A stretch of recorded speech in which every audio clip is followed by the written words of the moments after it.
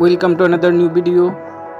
In this video you will see how to fix Roblox error code. Please follow complete the process.